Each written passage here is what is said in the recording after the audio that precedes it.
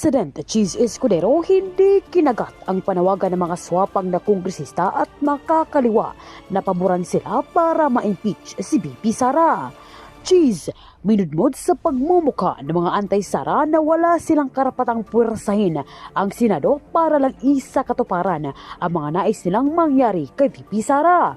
Pero bago ang lahat, kung hindi pa kayo nakapag-subscribe sa channel na ito, please do subscribe para mas maging updated pa kayo sa mga susunod kong mga videos.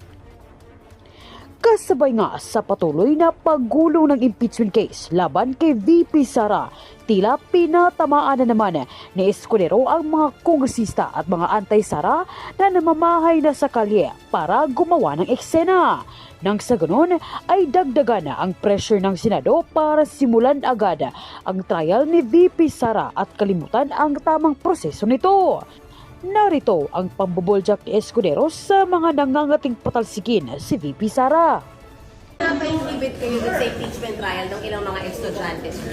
Kung ang definisyon nila ng pagiging patas ay kakampi sa kanila sa gusto nila, pues hindi patas yun.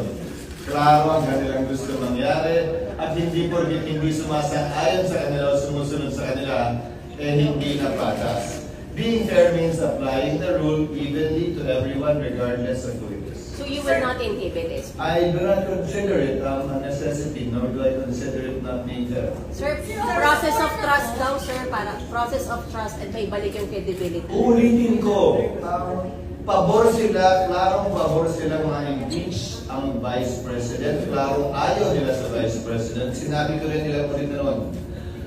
Sino mang pabor o kontra sa impeachment, sino mang pabor o kontra sa nasasakdal, hindi namin papakinggan. Gagawin namin kung anong tingin namin tama at naaayon sa batas.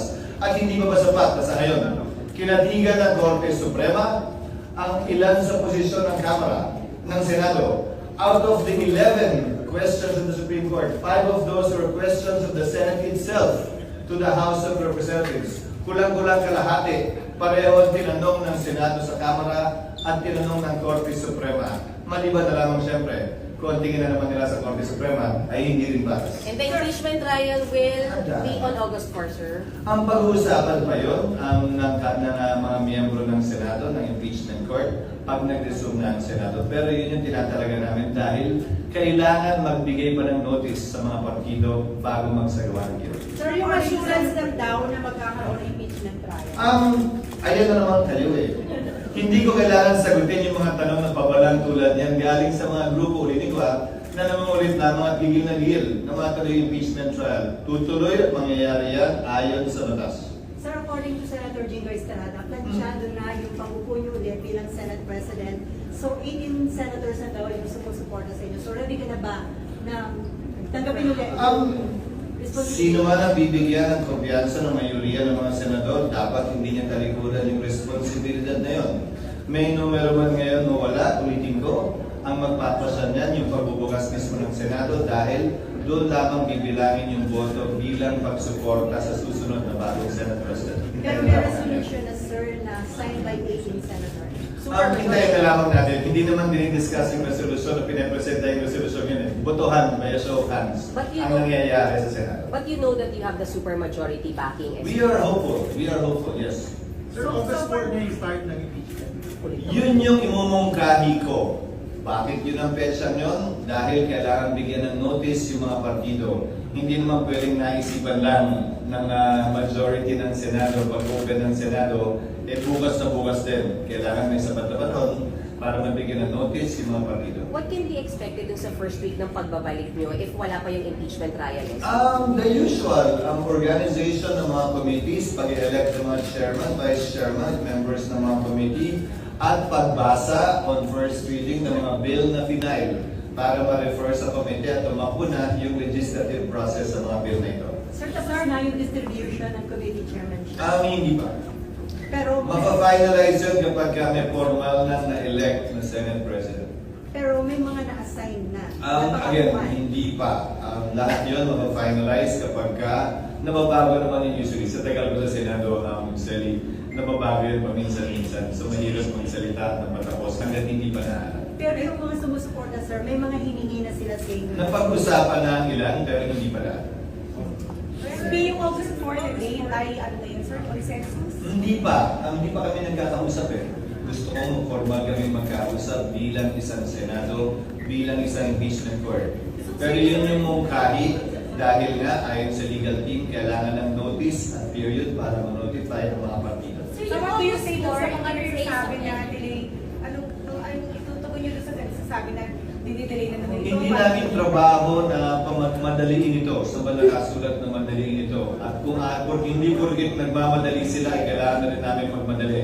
Gagawin namin ito ayon sa proseso. Politiko, madaliin, delay na naman, and then bukas na mag-hearing tayo kahit walang notice sa mga partido. Ano naman yan? Sir, paano Hindi mo mo- finalize yung date, sir, sa plenary po? Sa plenary. session? I-announce yan sa plenary. Sir, bakit yung notices hindi pa pwedeng ipadala ngayon? Ba't kailangan sa first day? Hindi. Kasi kailangan pagkasunduan pa rin yan ng bagong kongreso. Alalahanin nyo, may mga bagong miyembro, bagong kongreso ito, at kailangan pagpaslahan ng ilan sa mga bagay na pinagpaslahan ng 19th Congress. Sinabi ko na sa inyo noon yan. The 19th Congress cannot bind the 20th Congress. The 20th Congress would have to make decisions all over again. Not only the Senate, including the House. Kaya kasama, hindi ba, sa order na binigay ng Senado sa Kamara, pagtibayin nyo na gusto nyo pa rin talaga ito sa ilalim ng 20th Congress. So magiging issue pa rin yung jurisdiction, sir, ng 20th Congress?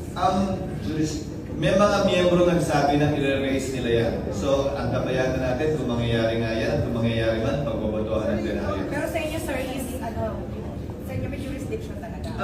Para sa akin, tumawid yan. Tatawid at tumawid yan. Sabi ko na yan noon. Pero, position ko yun. Iba ang posisyon marahil o magiging posisyon ng mayoriya ng Senado pagdating ng panahon na ito'y pagbadohan. So kung sabihin ng majority, walang jurisdiction, tapos na yung boxing, sir? Wala naman ako sa lugar sabihin mali ang majority o anong gagawin ng majority. The Senate is a deliberative body and we settle everything by a vote. That is clear to everyone concerned, especially those covering the Senate. So yung convening, sir, that will be decided, sir, by the Senate? Upon consultation by the Senate, yes. The Senate and the impeachment court are one and the same. So pag-uusapan namin yan without necessarily convening the impeachment court, I think. Sir, why the sudden change po? Doon po sa planchadong proposed calendar na pinasend niyo po doon right after President Coco Marcos Corso na po sa start ng impeachment trial. Kasi kailangan yung mga parties bigyan ng notice. Pangalawa, wala pa namang order yung Senado doon na hindi pa kino-comply ng Kamara. Hopefully, that 1-week period, yung Kamara will be given time to comply with the orders of the Senate Impeachment Court. Dahil yung pangalawang order, hindi ba? Dapat ang gumawa ng 20th House of Representatives. Hindi yung nagdaang House of Representatives. Kung hindi man nila na-comply yun, pagdating ng August 4, doon na lang ang pag-uusapan. Sir, ano yung stand mo tungkol sa online gambling? Are you for the total ban or strict regulation lang, sir? Nagsalita naman noon, kaugnay niyan, kung pinagbawal ka natin ang pogo, kaugnay ng pagsusugal ng dayuhan, hindi ba dapat lalo yung pagsusugal ng Pilipino mismo? Definitely, it cannot go on this way. 3 bills or 4 bills have been filed to either ban or regulate Philippine inland gaming. We will pursue those bills and make sure that it leads to a floor debate and plenary vote on the land. Sir, kapag pinagbotohan yung jurisdiction, tapos nanalo nga po yung majority na walang jurisdiction, for example, ano pong next step? Hindi ko alam. Ayoko pangunahan yung Senado. Ayoko rin pangunahan ng Korte Suprema na magpapasya din kaugnay sa bagay na ito. Siguro pwede mo rin talagin sa Korte Suprema yan. Ano yung next step? Depende sa magiging desisyon nila. This is all first time for all of us. So, tingnan natin kung anong magiging pasya ng mayoriya, pasya ng Senado, pasya ng Korte Suprema sa bagay na ito. Okay? Okay.